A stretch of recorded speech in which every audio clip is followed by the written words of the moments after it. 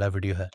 आज के वीडियो में हम जानेंगे स्टॉक मार्केट क्या होता है, participants of stock market, regulator of stock market, share क्या होता है, क्यों कंपनी शेयर्स इशू करती है और लोग क्यों शेयर्स को परचेस करते हैं। तो पहले मार्केट का मतलब समझते हैं। मार्केट एक ऐसी जगह होती है जहां लोग अपने इंटरेस्ट के लिए गुड्स और सर्विसेज को बाय या सेल करते हैं। मार्केट में जनरली दो पार्टिसिपेंट होते हैं, एक बायर और दूसरा सेलर। इसके अलावा भी एक पार्टिसिपेंट होता है जिसे हम मीडिएटर कहते हैं। मीडिएटर बायर और सेलर के बीच का कड़ी होता है। ये बायर को सेलर अवेलेबल करवाता है और सेलर को बायर। इस बीच ये दोनों तरफ से कुछ कमीशन चार्ज करता है जो इसका इंटरेस्ट होता है। सभी मार्केट के लिए मीडिएटर की जरूरत नहीं होती, पर कुछ ऐसे स्पेशलाइज मार्केट होते हैं जहां ट्रेड करने के लिए मीडिएटर की जरूरत होती है। जैसे stock market, as per SEBI rules and regulation हम बिना ब्रोकर के शेयर मार्केट में ट्रेड नहीं कर सकते। सेबी एक गवर्नमेंट बॉडी है जो शेयर मार्केट की हर एक एक्टिविटी को रेगुलेट करती है। इसका पूरा नाम security and exchange board of India है। हम यहाँ मीडिएटर को ब्रोकर बोलते हैं, जो कि स्टॉक एक्सचेंज का मेंबर होता है। स्टॉक एक्सचेंज के थ्रू ही शेयर्स को बाय या सेल किया जाता है। इंडिया में मेनली दो स्टॉक एक्सचेंज है।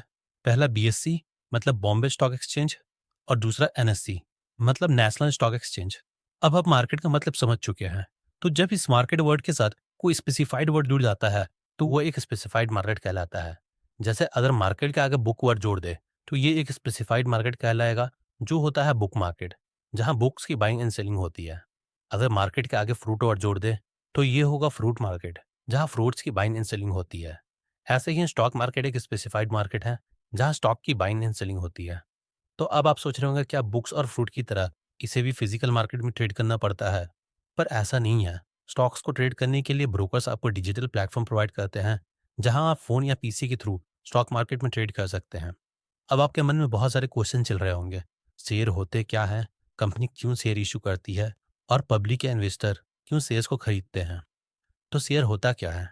जब किसी कंपनी के ओनरशिप को फाइनाइट नंबर ऑफ यूनिट में तोड़ दिया जाता है, जहां हर यूनिट का प्राइस वैल्यू होता है जिसे हम शेयर प्राइस कहते हैं, और इसे सेल करने के लिए प्राइमरी मार्केट में इशू कर दिया जाता है, तो इसे हम शेयर्स कहते हैं।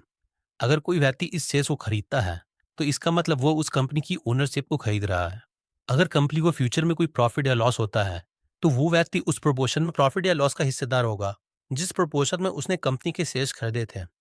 अब समझते हैं कंपनी क्यों शेयर्स इशू करता है। तो जब भी किसी कंपनी को फंड की जरूरत होती है, वो तीन तरह से फंड रेज कर सकता है। पहला प्राइवेट फंड। प्राइवेट फंड का मतलब कंपनी के खुद के पैसे जो उसने पास्ट के प्रॉफिट से रिजर्व करके रखा है। दूसरा डेब्ट। डेब्ट का मतलब कर्ज या लोन। कंपनी किसी बैंक या फाइनेंशियल इंस्टीट्यूट से लोन ले सकती है। तीसरा इक्विटी। इक्विटी मतलब आईपीओ के थ्रू शेयर्स इशू करके। आईपीओ का फुल फॉर्म होता है इनिशियल पब्लिक ऑफर। जब फ्रेश शेयर्स को इशू करते हैं तो उसे आईपीओ के थ्रू ही इशू किया जाता है। अब सवाल आता है कंपनी फंड रेज क्यों करता है। तो कंपनी फ्यूचर एक्सपांशन के लिए फंड रेज कर सकता है, किसी न्यू प्रोजेक्ट के लिए फंड रेज कर सकता है, और डेब्ट की पेमेंट के लिए फंड रेज कर सकता है। आप सोच रहे होंगे जब कंपनी लोन लेके फंड रेज कर सकती है तो शेयर्स इश्यू करके वो ओनर से क्यों डिस्ट्रीब्यूट करती है। तो इक्विटी रेज करने से कंपनी को बहुत से बेनिफिट होते हैं। जैसे अगर कंपनी लोन लेती है तो उसे बैंक को फिक्स इंटरेस्ट देना पड़ता है, चाहे कंपनी प्रॉफिट में हो या लॉस में। और वहीं इक्विटी के थ्रू फंड रेज करने पर कंपनी को कोई इंटरेस्ट नहीं देना पड़ता। अगर कंपनी प्रॉफिट करती है तो अपने शेयर होल्डर्स को प्रॉफिट का हिस्सा देती है। दूसरा advantage, to maintain healthy balance sheet. Loan लेने पर बैलेंस शीट में डेब्ट दिखाई देता है जिससे कंपनी की इमेज थोड़ी सही नहीं दिखती और इन्वेस्टर उस कंपनी में इन्वेस्ट कम करते हैं। तीसरा, अगर कोई कंपनी डेब्ट की पेमेंट के लिए फंड रेज करना चाहती है तो लोन नहीं ले सकती, क्योंकि ये तो बेवकूफ़ी होगी कर्ज को चुकाने के लिए एक और कर्ज ले लेना। इसलिए कंपनी शेयर्स इशू करती है।